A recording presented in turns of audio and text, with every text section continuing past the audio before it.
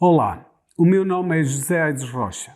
Sejam bem-vindos a este terceiro de 4 webinars que tem como propósito fornecer informações úteis que auxiliem na elaboração e implementação de programas de preparação e resposta a situações de emergência. Neste webinar, falaremos da prevenção e da preparação para a emergência. Em face da abrangência da incerteza, a estratégia de prevenção deverá ser baseada nos resultados da identificação e análise dos riscos mais prováveis, da avaliação do impacto, das restrições ao planeamento, da experiência adquirida e da análise do custo-benefício.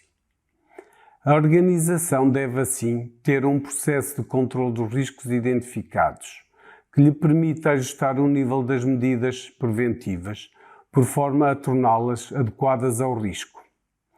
Vamos então agora elencar os princípios a ter em consideração na estratégia de prevenção e mitigação, a saber, sempre que possível, o risco deve ser evitado. Os riscos que não podem ser evitados devem ser avaliados, ou seja, tratados. Os riscos devem ser dirimidos na origem. As medidas de controle devem ser adaptadas ao estado da arte.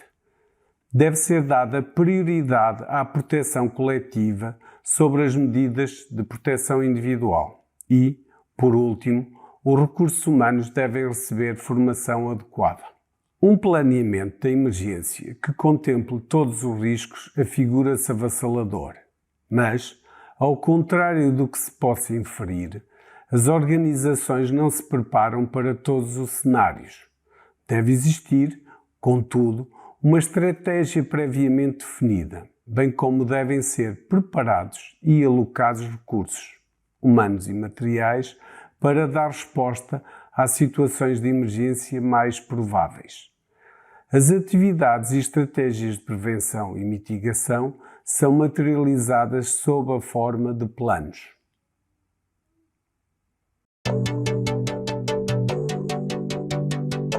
Uma situação de emergência pode colocar em risco a vida humana, o património, o meio ambiente e a continuidade de negócio. Deste modo, a preparação para situações de emergência constitui uma etapa crucial do ciclo da gestão de emergência, devendo as organizações dar especial ênfase a este aspecto. A preparação envolve ações para garantir que, à medida que o risco aumenta ou quando ocorre uma emergência, recursos e serviços estejam disponíveis para ser mobilizados. Temos então que o plano de preparação de resposta a emergências deve atender ao risco potencial de incidentes e acidentes na organização, à dimensão da organização e aos requisitos legais aplicáveis. Os planos constituem assim a medida mais importante na prevenção e mitigação de vulnerabilidades presentes e futuras e perdas emergentes. Devem incluir a avaliação e a gestão dos riscos, a implementação das melhores práticas e a consideração de medidas de redução dos riscos. Os planos podem então assumir diferentes tipos: autoproteção, emergência, contingência e continuidade de negócio.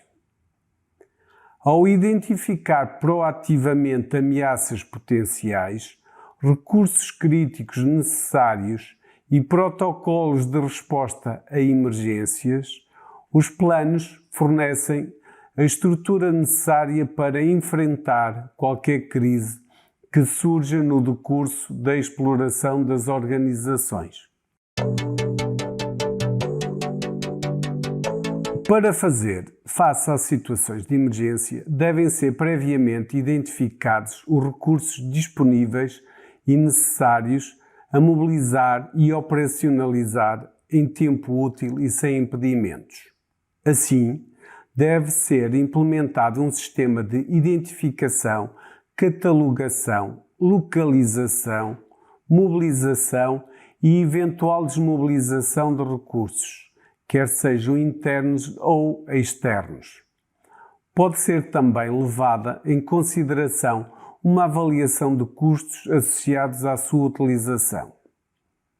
A título de exemplo, apresentam-se alguns domínios sobre os quais se pode compilar informação, a saber, contactos internos e externos, recursos humanos, designadamente a identificação de especialistas, canais de comunicação a utilizar em situações de emergência, como sejam telefones, internet, rádios e satélites, continuidade de negócio, recursos técnicos e tecnológicos, proteção de infraestruturas e conteúdos críticos e, por último, seguros, designadamente tipo e abrangência de coberturas.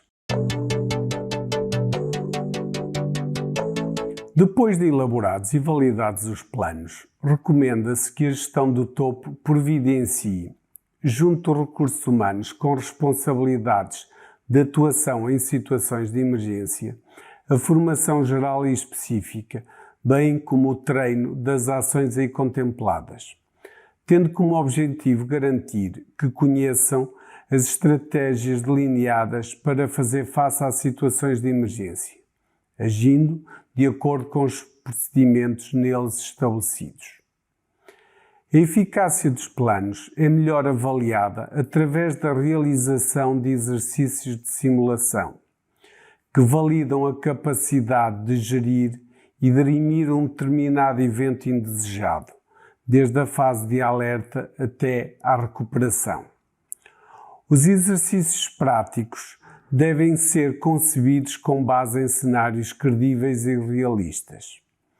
Diferentes tipos de exercícios exigem níveis variados de preparação e envolvimento da entidade, devendo ser concebidos e organizados em função dos objetivos a atingir, sendo que, seguidamente, abordar-se-ão alguns deles. Os exercícios de mesa, que são normalmente designados de tabletop, recorrem a cenários simulados progressivos, sendo injetados incidentes para os participantes avaliarem o seu potencial impacto no desempenho da organização, testando os planos, procedimentos em vigor e capacidades alocadas.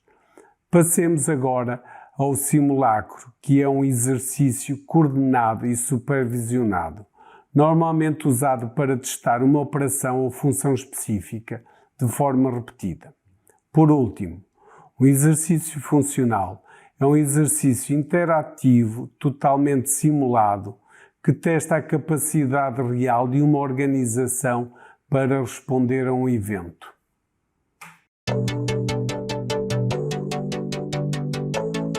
Os planos são documentos dinâmicos, pelo que as condicionantes e premissas que foram atendidas na sua elaboração devem ser regularmente aferidas. Neste contexto, se existirem alterações das premissas de base ou mudanças nos processos de gestão, os planos devem ser ajustados, devendo também ser incorporadas lições aprendidas, quer próprias ou de terceiros, recolhidas em sede de exercícios ou resultantes de emergências reais registadas. O conteúdo de um plano deve, assim, permanecer sempre atualizado.